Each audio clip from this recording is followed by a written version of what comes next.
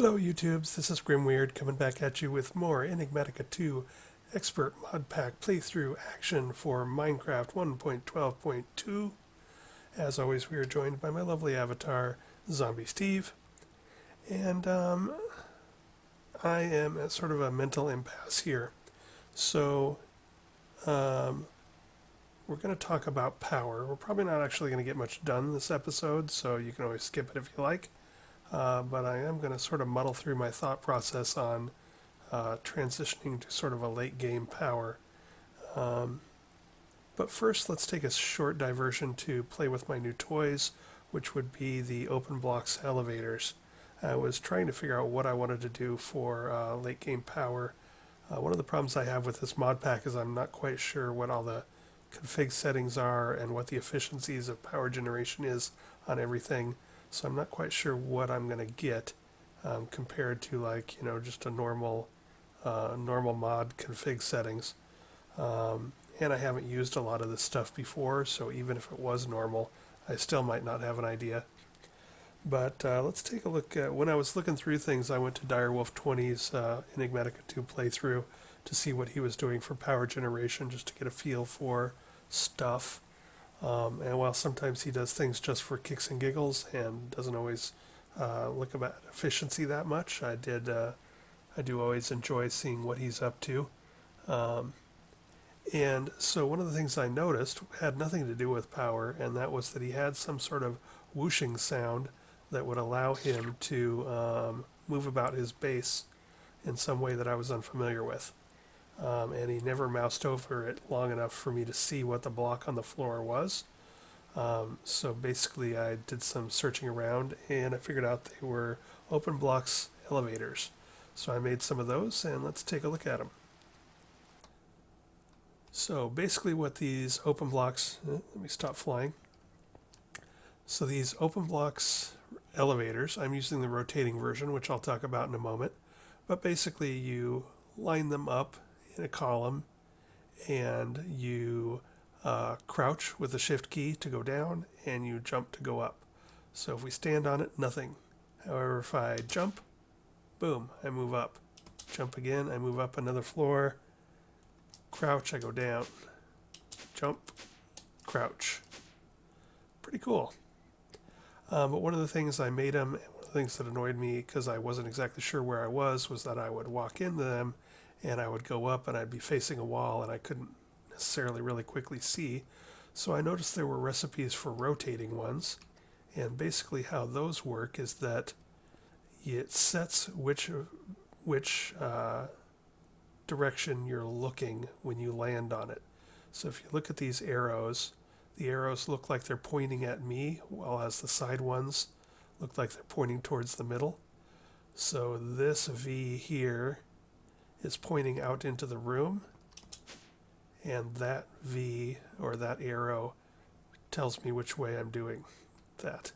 And the way you get them, I'm not going to dig it up, but basically you want to place it facing the direction you want to face. So if you're standing here and place it here, it points out into the room. So naturally, when I first set these up, I dug a hole and placed them that way, and I kept facing into the alcove, and I wasn't rotating, and I didn't know what the heck was going on. But that's how these work. And if we take a look at the recipe real quick. So again, these are OpenBlocks. It's an ender pearl each, surrounded by a wool of your color. The wool color basically makes channels. So if you have multiple things, if you want to have elevators inside of elevators, or different banks of elevators going different directions, or stopping at different floors, you can use the different colors. You can also just use white if you want, if you don't care about that. The rotating ones, so if we look here, it's all wool. If you want them to rotate, you can either upgrade by adding 2 irons, or you just start out with 2 irons to get the rotating ones to dictate which way you face when you land on the block. So anyway, super cool. From what I understand, I haven't tested any of the limits of this yet, but from what I understand, they can teleport you through up to 4 solid blocks. So if we look here, I do still have a ceiling here. If we jump, then I still have a ceiling here. Oh, I'm at the top floor. So I am going through solid blocks when I do that. From what I understand, they can go through 4 solid blocks. So if the floors between your base are thicker than 4, you might run into problems. And also, this is just what I read, so it may or may not be true, but they have a range of 20. So if I step on this one and try and go up, it'll go up 20 blocks. If you have to go more than that, you might have to split it and put more elevators in your shaft and do 2 clicks to go up or what have you. So anyway, those are super cool toys. So I thought I'd start with something a little fun before I mull power generation. So I am not burning any fuel, so all of my power generation is still passive. This beast is still not even touching all of my biofuel or ethylene production. It's just going and going. I lit up those manual turbines, and they just keep on rolling and keep on generating power. However, as my void miners are going, I'm now up to 36,000 RF per tick thanks to my void miners. And as we go up through the tiers, I think that's going to get worse and worse. And eventually, I will exceed 60,000 RF per tick by this guy, and I assume bad things will happen on that day. So I'd sort of like to head that off. And I have a couple of different options. I could upgrade the Menulin turbines to Inderium, make a bunch of lead platinum alloy, infuse resonant ender, and make upgrade kits to upgrade these. That would take me from, I think these are like 1200 per one, 1200 RF per tick per turbine. That would take me up to 1600.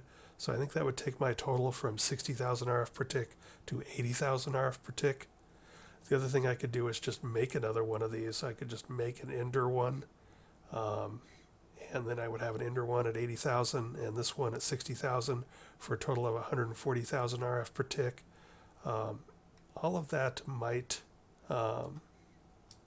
make things last a lot longer.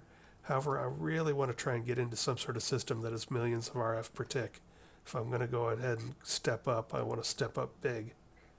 So I've been sort of ruminating on options. The nuclear craft fusion looks interesting.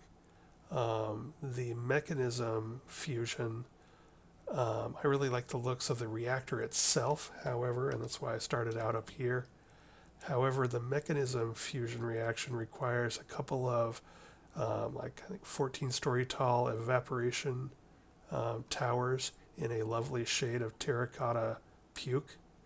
So I hate the look of the evaporation towers, and I hate that they have to be above ground when my base is below ground. There's not some things I don't like about it. So if I were to do the mechanism fusion, which I sort of want to make one, but I might end up burying the control towers so that just the advanced solar generators at the top of the 2 towers are sticking up above ground.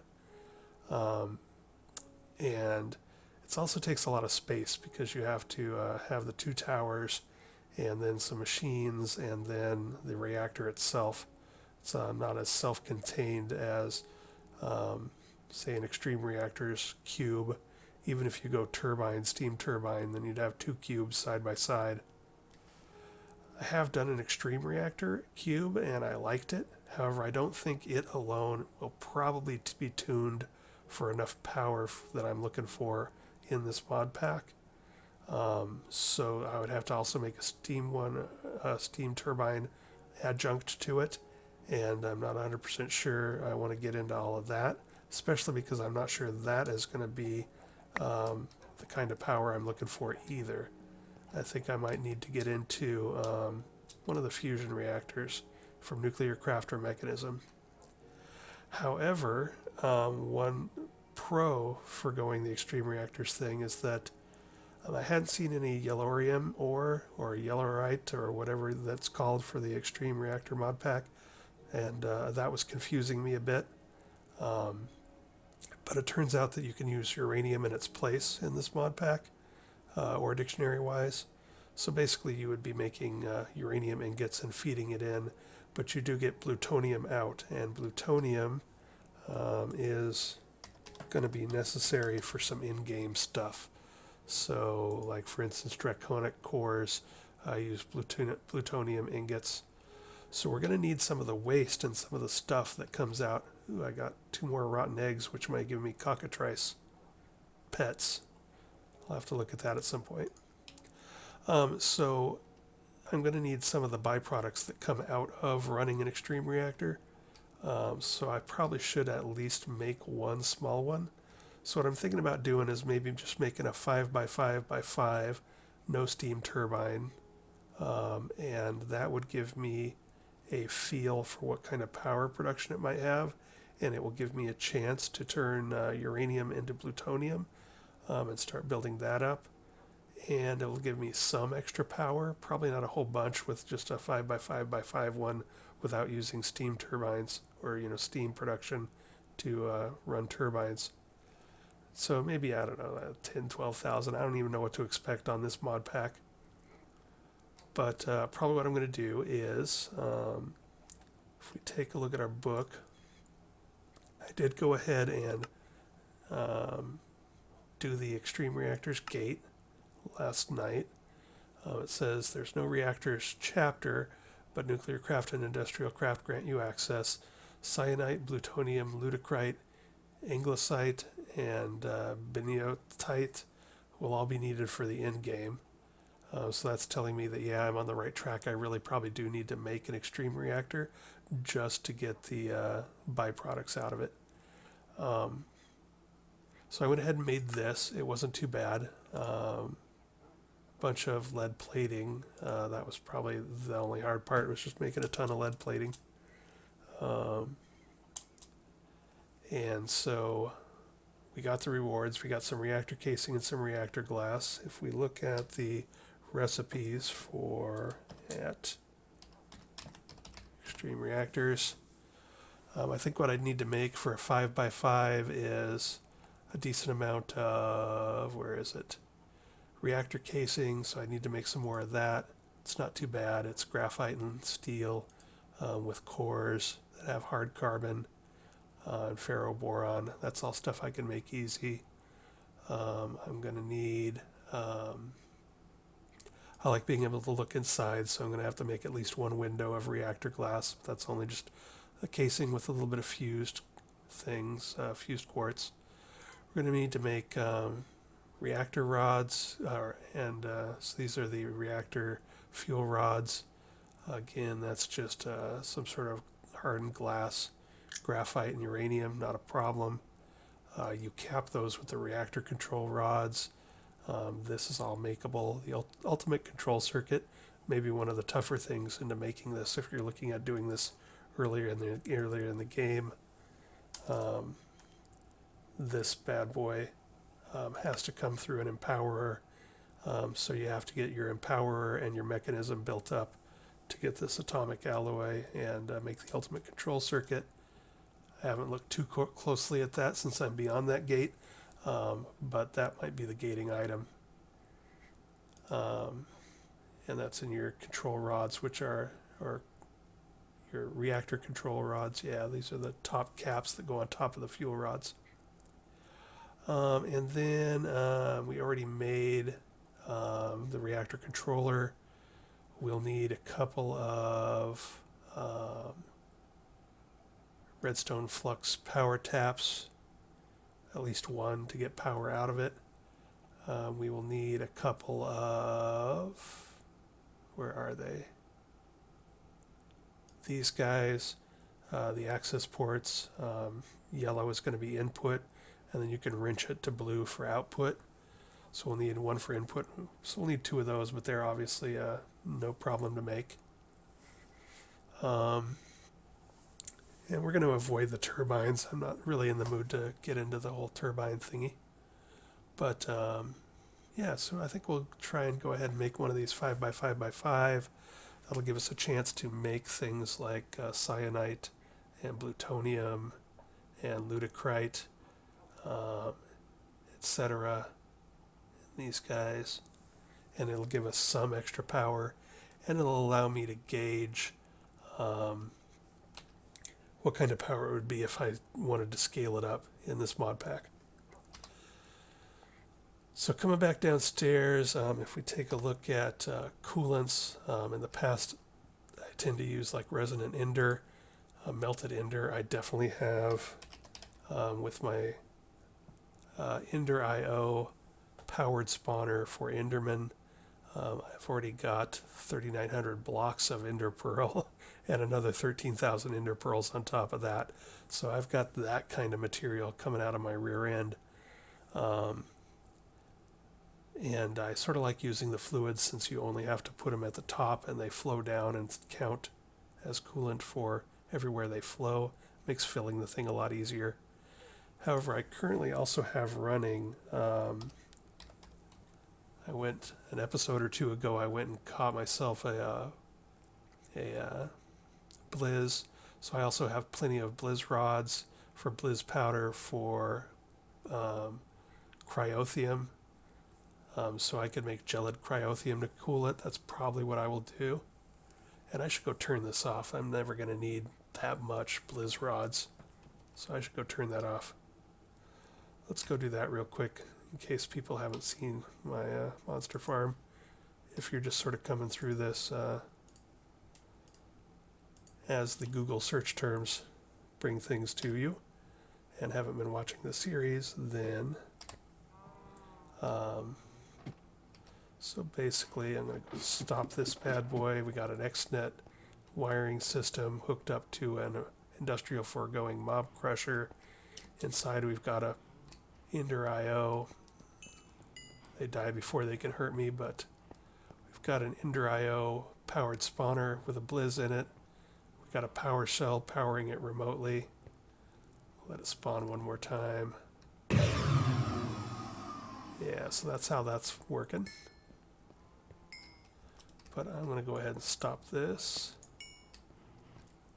It's probably too dark for you to see anything. I've got dark ineffable glass here.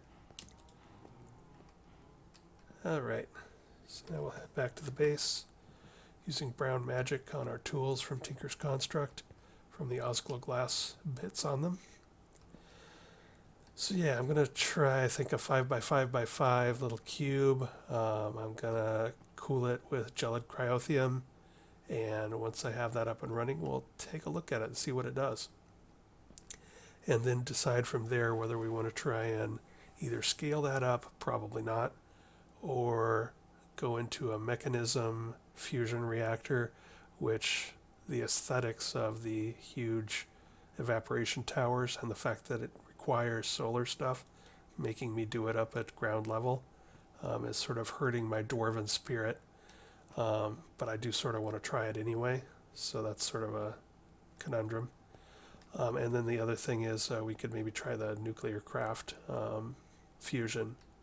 And that might also be fun, but that's wildly different. I've never even touched that stuff before. But we could take a look at that as well.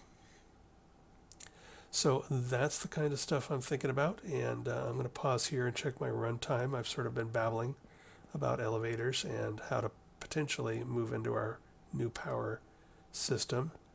Let me check the runtime. Let me start making some Extreme Reactor stuff. And maybe we'll set up, where would I want to put that? I think I want to put that here. The other thing I'm probably going to do is every time, so this is my induction casing for mechanism, and it currently is holding 25 billion RF. So this is sort of the power base and distribution and storage and capacitor for all of my activities. The problem I have with that is whenever I do something, like if I want to try and upgrade it or change it, or I accidentally do something to it, it crashes all my power in my entire base. So what I'm thinking of doing also is that I may keep this guy going, the advanced generators, Manulan turbine, ethylene burning beast going into this guy, and then I might make a second induction matrix and have the 5x5 feed into it, and therefore if I need to futz around with or upgrade one induction matrix, I will have the second one still around.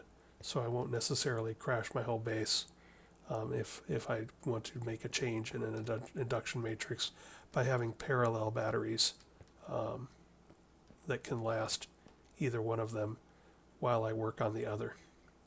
So that's another thing I'm going to do is I'm going to set up for that 5x5x5 Extreme Reactor and also probably make a duplicate or possibly even a better one of the induction matrix for mechanism. So let me check the runtime on my babbling here and let me start looking at building this stuff, and I will be back in a moment. Okay, we are back. I spent a lot of time talking about it, so I went ahead and got started building it, but I wanted to show you guys how it was put together and finish it off on camera. So we've got the reactor casings. We also made a bunch of reactor glass. We got our controller. We're going to have an access port set to input and an access port set to output.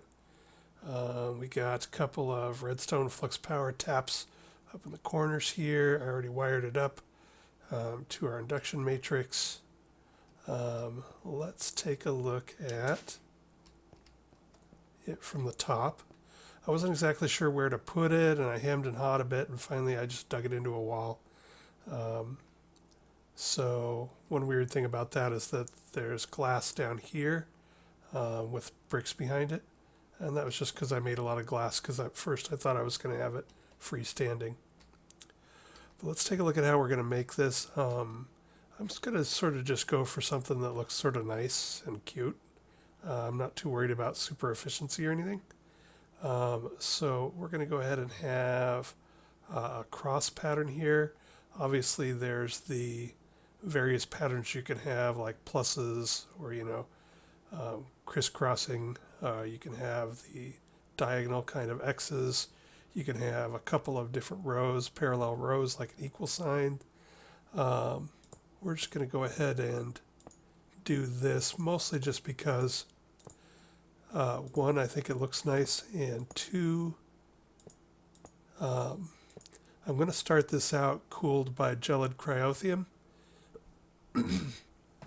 Pardon me, be right back. Sorry, my throat's wigging out today. We're going to start this out with gelid cryothium and then see what it looks like. And if I decide I want to run it hotter in order to burn fuel faster, to make to intentionally make byproducts like plutonium, etc., then we will be able to easily take out the cryothium. That's another reason why cryothium is affected by gravity. So if I wanted to use cryothium, I would have to build on all the fluid blocks here. We're not going to do that. That takes too much time, so we're going to flow it. So there will be pieces of graphite block here. Counts as a coolant, but it's not on one of the cardinal things. So it's not adjacent. So in other words, it's not right next to the fuel rod. It's diagonal to the fuel rod. We're going to balance some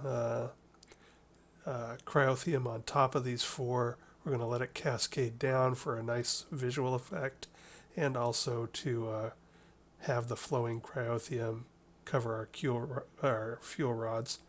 So before I do that, I got to remember to shut up the front of this thing. So why don't I go do that real quick.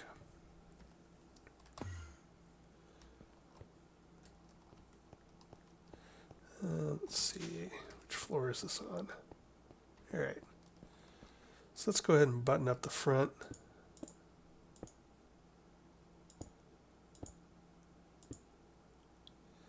I also just did I haven't been doing much aesthetic stuff in this because I'm so concentrated on a progression pack and there's so much stuff to go on already. But I did do a few aesthetic touches, like put some sea lanterns in the walls since I had plenty of reactor glass. So let's see, I think this is all set up. I kept using, even though I love these elevators and put them in, I kept using the ladder anyway, just because I was so used to it. So I finally said, you know what? I'm just going to take the damn ladder out. That'll force me to learn to use the elevators. All right, so I think we're ready to add the coolant. So goodbye light. Would have been cool if it stayed. So this is sort of the effect we're going through. There's going to be flowing cryothium on all four sides of my things. So I think we're going to be in business. There's of course debate about what the best way to do this is and what's most efficient and yada yada yada. Not too worried about that here. I don't think this is going to create vast amounts of energy, and I don't want to spend too much time putting coolant in place, only to find out that I want to do things different, or I want to take the coolant out to make it run hot to intentionally burn up a bunch of fuel. But there you go. Our fuel rods are all seeing flowing cryothium on all sides. I think that's going to be fine. So now we put the rod controllers on top, like so. And then we're going to fill in the rest. Might as well go ahead and use more glass.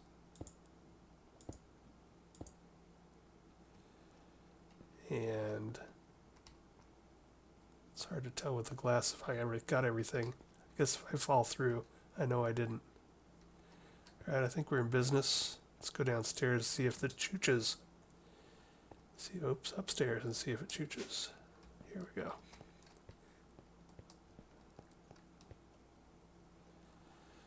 All right, so I sort of like the visual effect, the sea lanterns in the wall, the cryothium, the cascade action. This looks lit up, so maybe it works. Status is offline. Let's turn it on, see what happens. Nothing. I don't have fuel. Right. I could do that. I brought some fuel. I don't know how much it's going to take to fill it up. All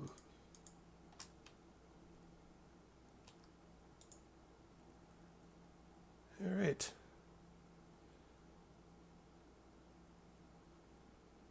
So the fuel reactivity, if I were doing this for real and in a big way, I'd probably want to see like, 500%-ish. And I'm not seeing that. I'm seeing 430. But I'm also nowhere near causing a heating problem. So that's fine. I could maybe tinker with this, creating 35,000, which isn't bad considering this thing isn't very big. I definitely knew it wasn't going to be making millions. Looks sort of nice, staying nice and cool. It is burning fuel at a noticeable rate.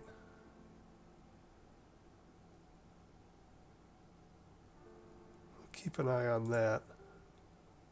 I might want to tinker with this design and try and get the efficiency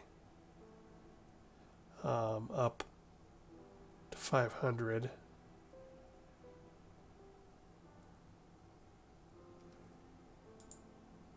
I mean, part of the point of this is to just make plutonium, even more so than anything else, probably. That's the most important thing, to be honest. I'm going to make some sort of fusion generator, either mechanism or nuclear craft, to get myself into the millions of energy. So basically, this is just going to be a glorified way to turn uranium into plutonium, for the most part, and so I think it's going to be fine. It's not going so fast that it scares me, but it's going fast enough that if I ignore it for a while, I will have plutonium. So yeah, I think this is a success.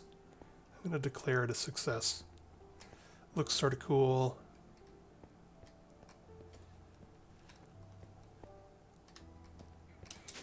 go upstairs and take a look at it from the top. Cool. Looks sort of cool from the top.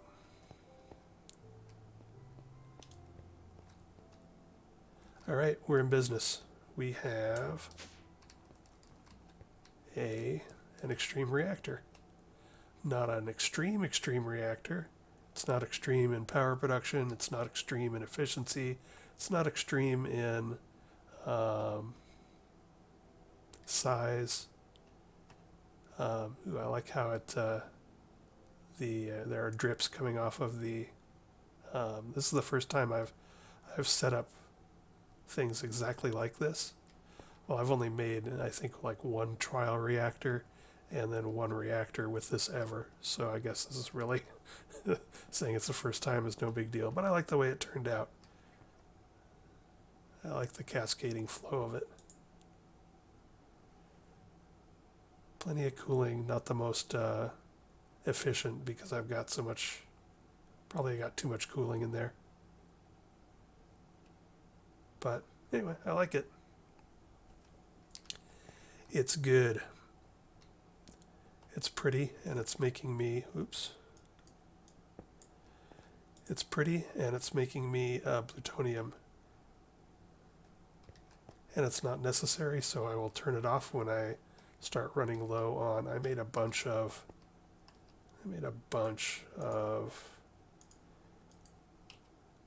uranium. So let's see how that's looking.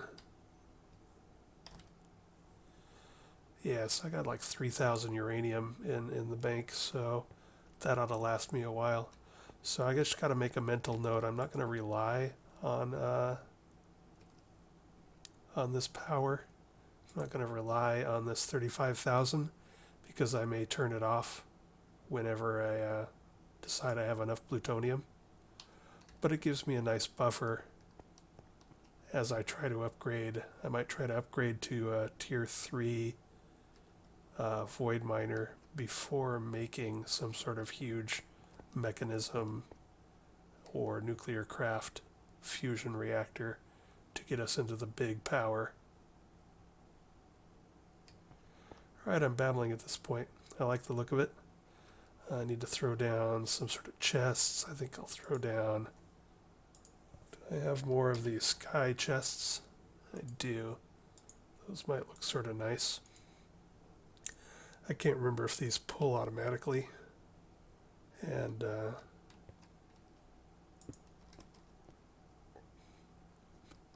ew, in this lighting it looks particularly creepy.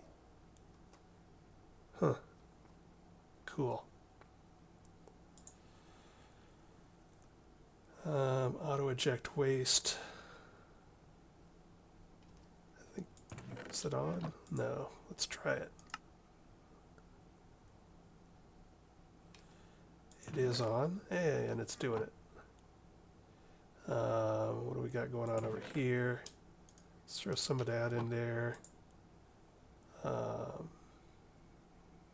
See if it'll pull. I'll watch it. I'm not sure it'll pull.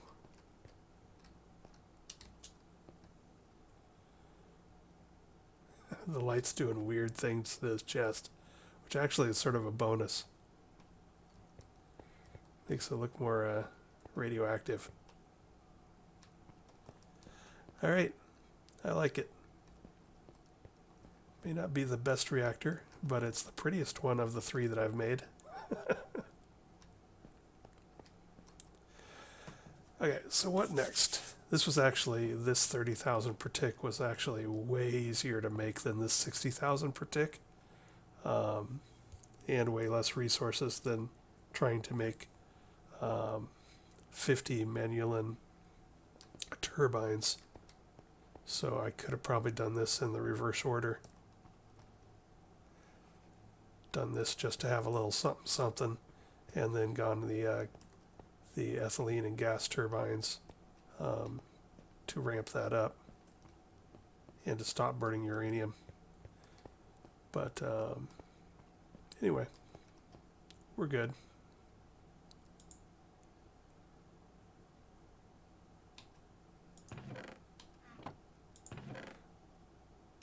For auto ejecting, the only thing I'm not sure is I don't know if you can auto pull in fuel. I don't think so. So I might need to push fuel in. Anywho, I will figure that out. Suppose I could open it up on this side. I don't have that much going on over here. Let's take a look and see what that looks like.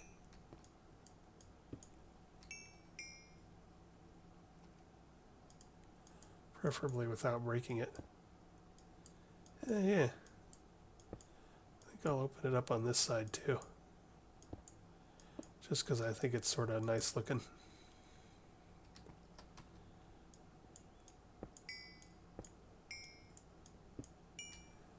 I think it turned out pretty.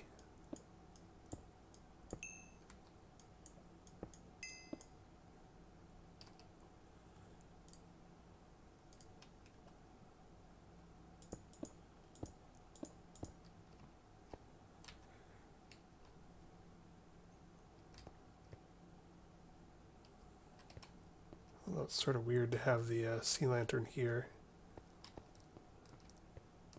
Wonder if that'll change much how it looks from this direction. Not that much.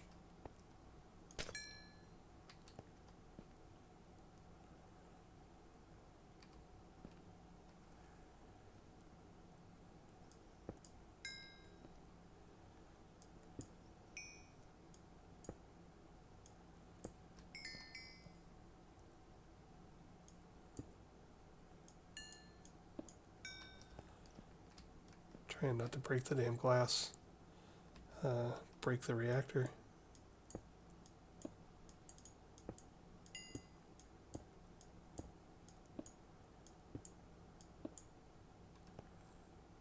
Alright, there. We'll just clean up the stone type here.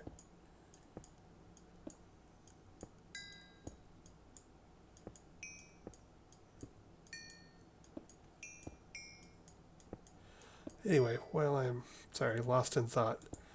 So, what to do next time? I got some more thinking and pondering to do about the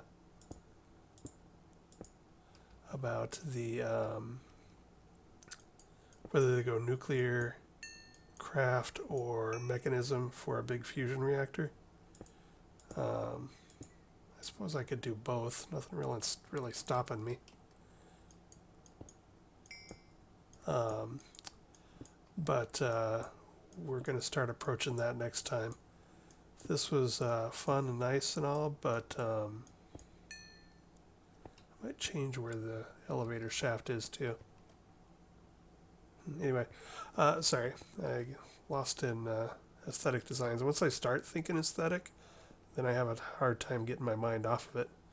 So that's dangerous, which is one reason why I haven't really been thinking about it. Because then I would never get anything done on advancing through the damn tiers and gates and whatnot. I'd be too busy playing around. But anyway, so I'm going to be thinking about mechanism versus nuclear craft and that stuff, and we shall start on whatever that's going to be next time. Oh yeah, I like having this open. Definitely. And I think I may move my elevator shaft to somewhere over here. I don't think I have anything going on straight up from here. It's real easy to move now that it's only basically 3 blocks.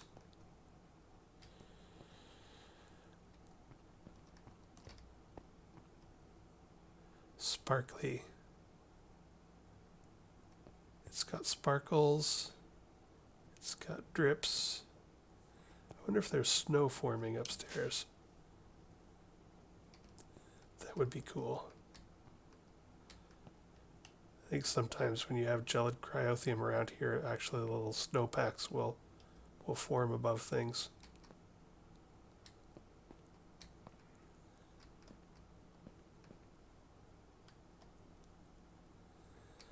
All right, we're good to go.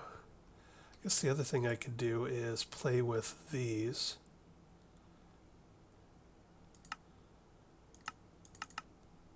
So what happens if I pull them all out 10%?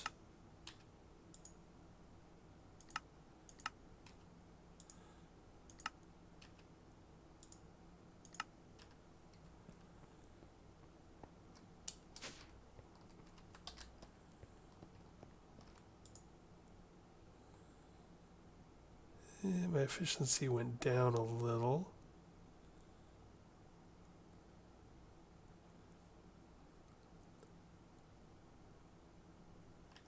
Let's pull them out a bunch. Basically, I think what I think will happen, if I remember this, and I haven't played with these a lot, what I think will happen is the heat will go up, the efficiency will go down, but the power will go up. Basically, it gets hotter, makes more power, but then you burn through the fuel more.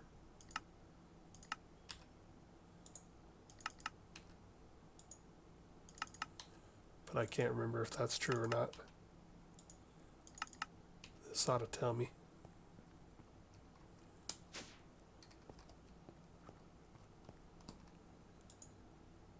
Okay, efficiency is going down. Oh, and temperature is going down. I guess I'm taking the fuel rods out. And so they're not interacting. They're not making as much heat. So efficiency is going down. Everything's going down.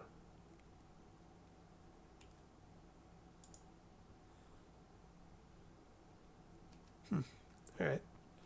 Well, we don't want to do that now, but that might be an easy way if I want to turn this into just plutonium gen and not worry about it. Then that might be a simpler way than breaking the top open and going to a less effective coolant like air, which was my plan. If I wanted to just make a ton of plutonium, I would just take out the 4 source blocks of gelid cryothium and let it just burn uranium like crazy to make plutonium. And that would probably get me a lot of uranium to plutonium conversion fast without getting much power. So I don't need that there or that there.